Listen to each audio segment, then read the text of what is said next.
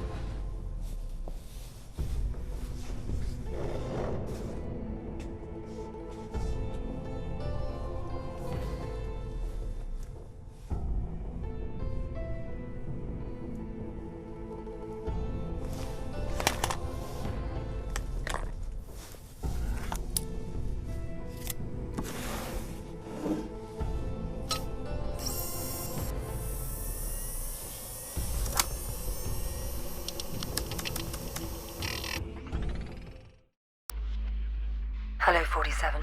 We've got some business at the Paris Opera. There are two targets, the famous tenor and Richard Delahunt, the American ambassador to the Vatican. Our client claims they're behind a prostitution ring trafficking in boys and girls from Eastern Europe. Tosca is still in rehearsal, so there's plenty of activity at the Opera House and you shouldn't be too conspicuous. Ambassador Delahunt watches most rehearsals from his box. He travels with an armed escort, but there shouldn't be any other security to speak of. You'll get some cover from the construction crews renovating the theater for the new season. We've also left you a pickup in the cloakroom. In the third act of Tosca, the tenor faces a firing squad. That scene may provide a useful opportunity. It's a straightforward assignment, 47, but the agency's been having some problems in Paris. Use extreme caution.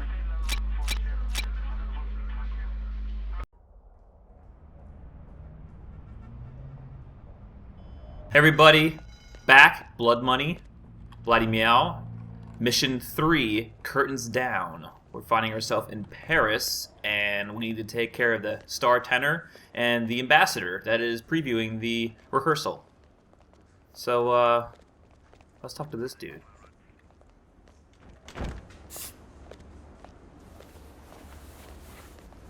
Here is your jacket, sir.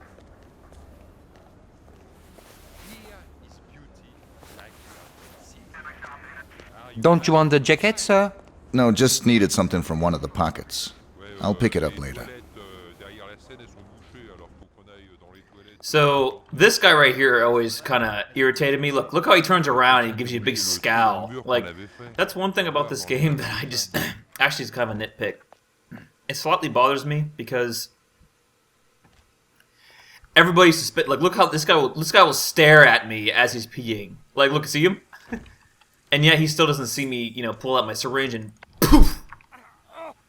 But every single character that's not like, even almost normal civilians do it too, they will, if you pass by them, even in like slightly close proximity, they will freak out on you. Well, not freak out, they will turn around and give you a big mean scowl and like turn at you, like everybody does a double take towards you. Which makes sense. It might try to invoke a feeling of isolation because you're completely different from like a regular human.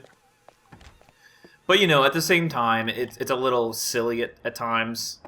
But enough of that. What we're going to do is we're going to pose a double accident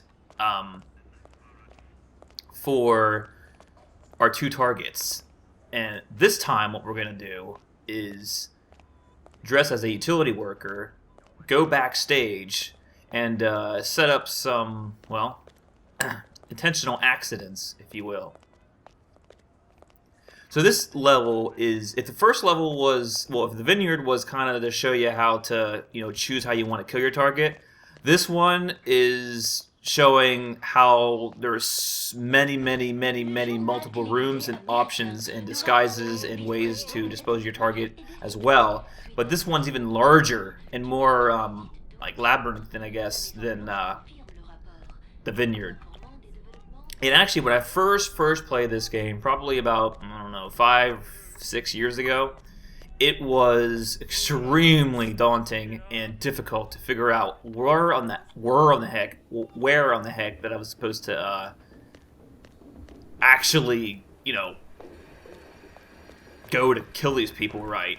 And I ended up, pulling a little silenced pistol and kind of shooting at them from a distance, but it's the best I could figure out. I mean, it's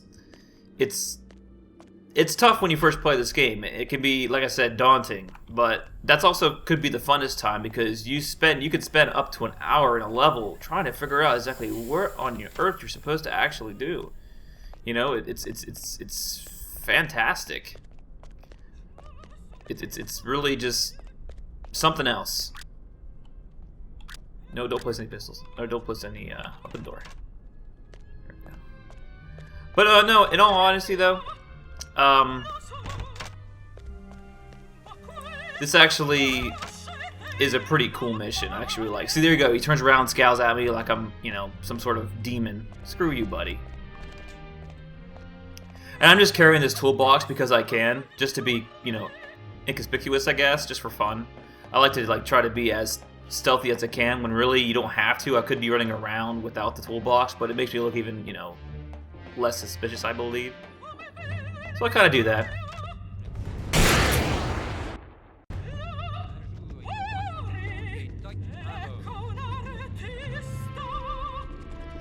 So that's the first real example you see of a pip cam. We could have saw another example later, but that's it basically is showing you a dynamic, real-time event that's happening.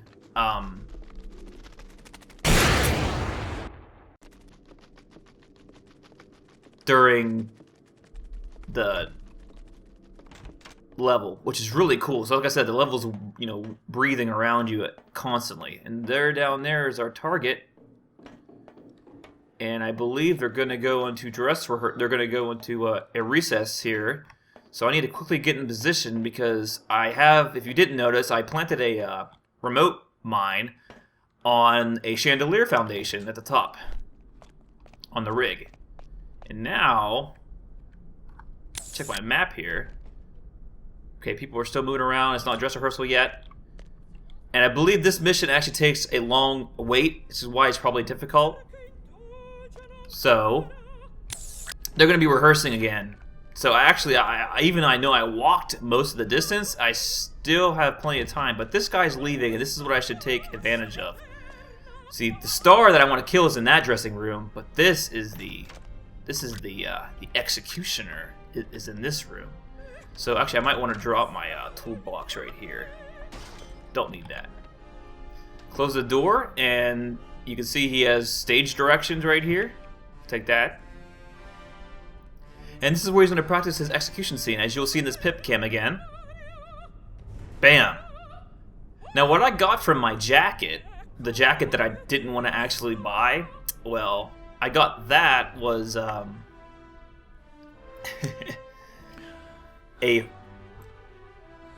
actually, I have to get out of the closet to show you.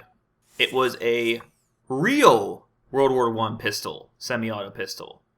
And the one that he's using is, you guessed it, a prop. So can you imagine how we're going to stage an accident for this poor... actually, I don't really know his name. He's a French guy, I think. But now it is time to do a fair bit of waiting. Because we're going to have to wait for everybody to go to dress rehearsal, for him to do his thing. So I'm going to speed it up just a tad. Well, I'm not going to speed up just a tad. It's actually quicker than you think. I mean, they were smart enough. Now, the longest part is waiting for that execution scene to happen again, because they go through like all 2 or 3 acts or the whole entire song each time, which really gives you a real sense that you're actually trying to execute a plan here. And it's not just like, oh, I'm going to turn around at this corner and then come back, and you can always time it the right way each time. So, let's watch the action here. There's the executioner, not our target. The target is, in fact, like I said, in the next dressing room. But to kill him there would be very hard for us to get to the ambassador because people would be, well, where's the star at? And they'd start freaking out as soon as it was time to do the play again.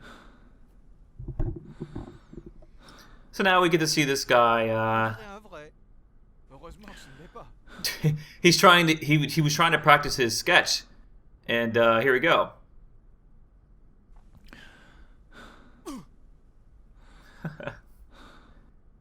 Good job, buddy. I'm going to save it right here, just in case something bad would happen. I haven't saved it yet. It'd be a good time, because we're actually more than halfway done with this mission. It really helps to actually know what you're doing on this. A blind Let's Play of Hitman probably wouldn't be that exciting, in my opinion, because you'd just be completely confuzzled. And that's just not fun to watch at points. Oh, he's leaving. That's a perfect time for me. Wait till that door closes. Take the prop World War I pistol. Hoister it. Put down the real World War I pistol. And exit stage, well, dressing room. Grab my toolbox.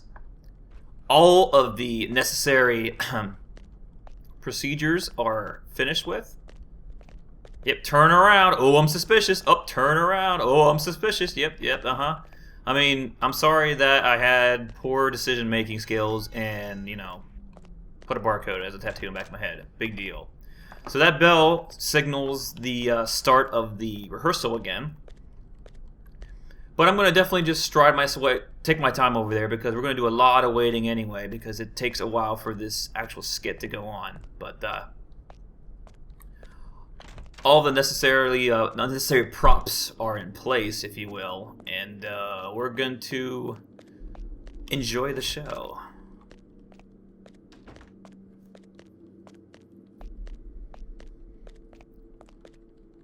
Now it's funny, you can actually lockpick this reverse. Usually this door is supposed to be locked from the other side, and it's not suspicious if you're lockpicking from the other side, obviously, and open a locked door, but, you know, whatever. See how everybody turns around and gives you a horrible scowl? I mean, I guess it's the way that they try to display suspicion, like I've been saying. I just think that's executed a little bit silly, that's all. Silent Assassin, actually, is one of the most harshest in terms of suspicion. If you are close to someone, even if you're in a different disguise than they are, they will be suspicious of you if you get too close. I mean, it is ridiculous. I mean, this one's way more forgiving in that sense. And the rehearsal has started.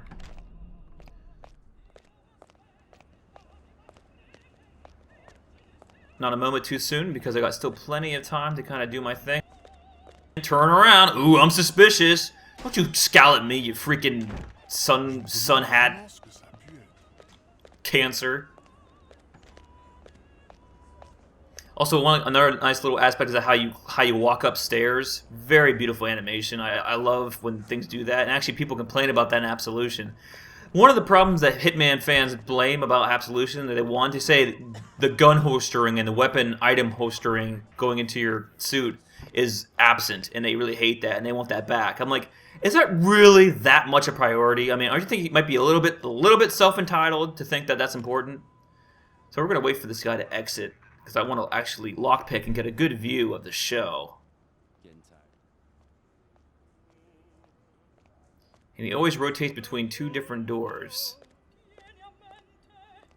And I do believe we're gonna save when I actually open this up. Yeah, we're definitely gonna save because don't want to get caught lockpicking this door. But funny enough, you're allowed to be in the second balcony or on the second balcony after you're in there, but you're not allowed to pick the lock. So, okay. So we can enjoy the show, guys.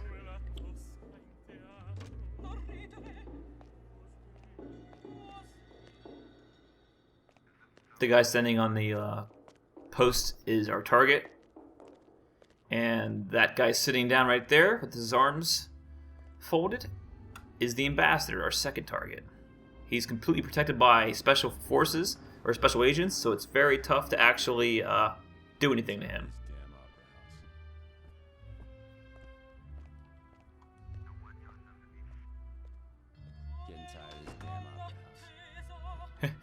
And these two FBI agents that come around this place, every time he makes a stop in one of the two corners here, he says, getting tired of this damn opera house.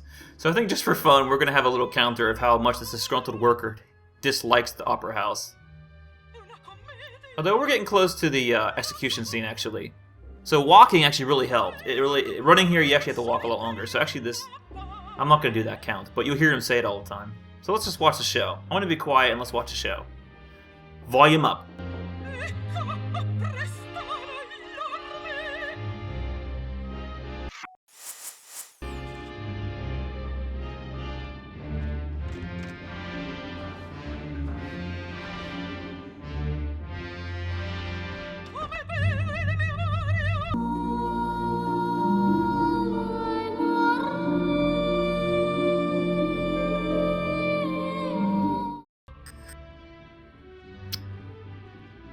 Beautiful performance, mister. Beautiful performance. It's almost realistic, as if you got shot in the head. And then the director, the female director right there, is kind of checking, okay, that's enough acting. You're kind of taking too long here. What's going on here? And it's realistic. It actually takes a little bit to realize something's actually amiss.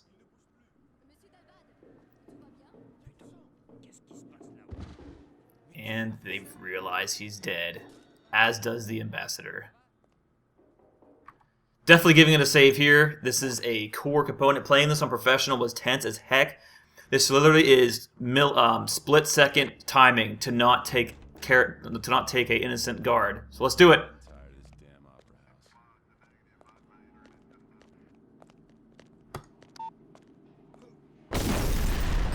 No! It's silly to not do it like this. Get the out of there, buddy! What the hell? Now! Damn! Yeah, the guard's not getting out of the way. There we go. Oh, I could've got it now. Oh! That's not gonna let me kill him. It falls right on him. If that guard would come back up and run like he's supposed to, I can do it, but he's under the chandelier. So this is the best we're gonna get. He won't move. Look, he won't move. Move, move, buddy, move. Ah! Alright, guys, this is the final time. I don't care about the ratings anymore. This is getting silly. That police officer right there, that balding police officer, is the reason I keep failing up. He kept my last save before this. He was constantly under that chandelier. He wouldn't move. See, now he's running after the body. This is my only chance. Because I have to watch the entire play again. This is it. If I miss it this time, we're going anyway. Come on, come on, come on, come on.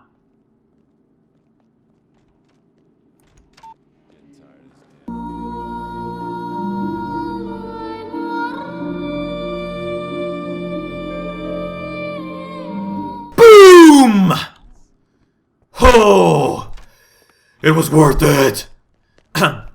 Anyway, let's, we gotta be careful here. If you start running or doing something suspicious, you can very easily get detected. Now you see this guy's taking pictures right there? You gotta be careful because he actually can catch you on camera. And the only way to stop that would be to, well, actually I don't know if there is any way to stop that. Okay, now he's moving. Time to go. Don't want to get pictures taken by him. So he's telling him, hey, go over there and take pictures. See, it's kind of showing you like how easy it is to actually be caught doing the deed. Okay, let's get out of here. Yep, guards are investigating the accidents, but so far they don't understand what happened at all. So let's get out of here quick. Let's just go. Home free. No one suspects a thing.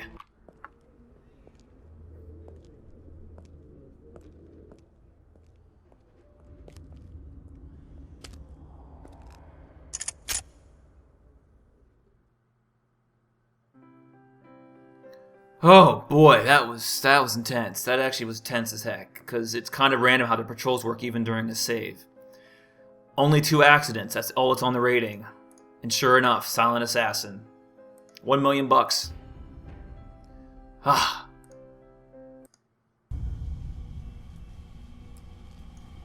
All right. Stated that lack of witnesses is making it no. That's all it says. No clue of the killer's appearance and the lack of witnesses. That's all the description about the killing is. Very nice. Very nice. Oh man, Veep Burke dead in a car wreck. Yeah, there's a lot of cool different little headlines here. Cats spark killer explosion. Okay. Election Day USA. You know, how to replace an American vice president. I mean, there's some cool. It's some really detailed stuff. It's really cool. I don't know what is going on. It's a baby wearing really large sneakers. What the heck? Aliens from Jupiter in France apparently, and there's a little frog. Alrighty. See you guys in the next mission.